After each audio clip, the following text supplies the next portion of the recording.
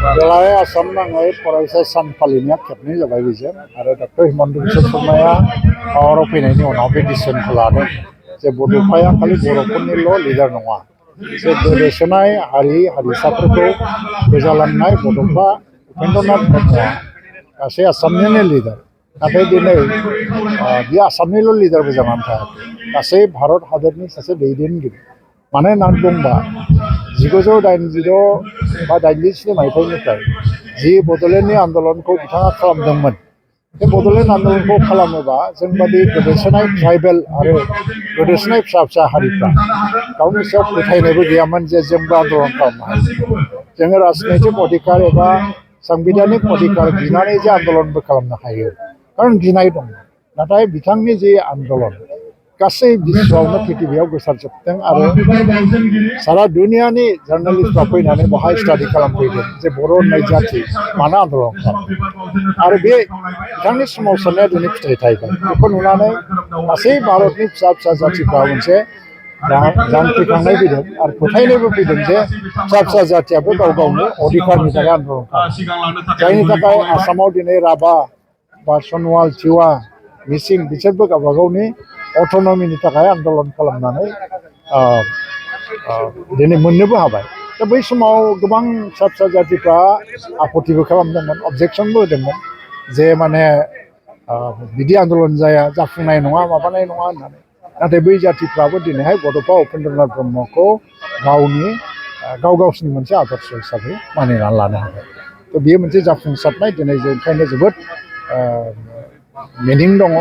ओंथि दङ दिनैनि दिनाव आरो जों बेखौ बड'फानि आदर्शखौ फोथांलांनो थाखायनो ट्रास्ट बानायदों एबसु दङ आरो बे ट्रास्टआ मावगासिनो दं दा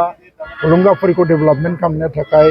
आसाम गभर्नमेन्टआ 5 कोटि थाखा होदों अलरेडि खामानिया जाबाय थादों आरो आं दिनै फोसावलांनो लुबैदों CMAखौ 3 कोटि थाखानि घोषणा खालामदों 3 कोटिखौबो इलेक्सननि उनाव मोनगोन आरो दिनैनि बे मोनसे गोरोन्थाव बाथ्राया जाहैबाय मा बर'फोरा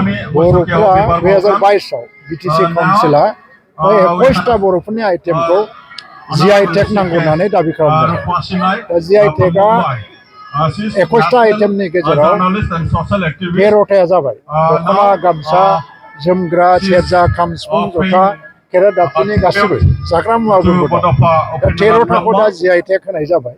आरो लोगोसेयैनो 8टा दंबावो 8टायाव आर'नाइ दं बेबो सेकेन्ड पेजआव जागोन थ' बिनि थाखाय आङो BTC काउन्सिलखौ साबायखर होयो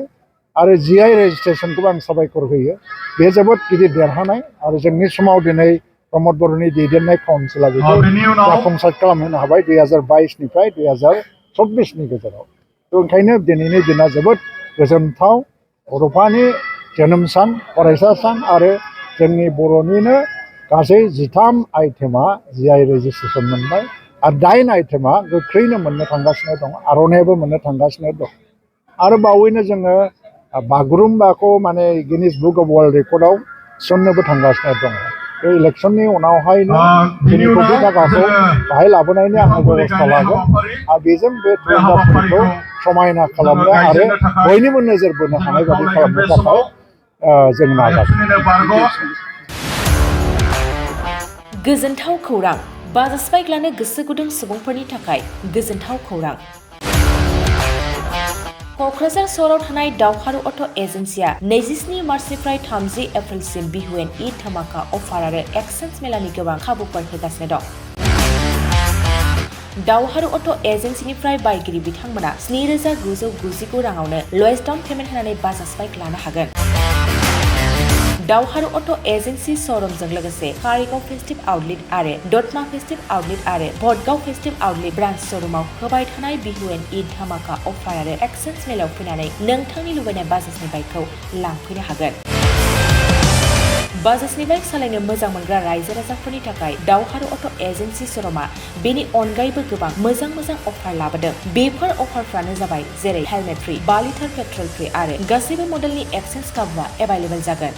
आरोबाव गुबुन मोनसे मोजां खाबुआ जादों 500 रां होग्रोनानै गोसोबादि बाइकखौ नोंथाङा आवगायना दोननो हागोन गोबां बाथ्रा मिथिबावनो थाखाय 6000388822018193 जानबुं नाम्बारनि गेजेरजों खौरां लाहरनो हागोन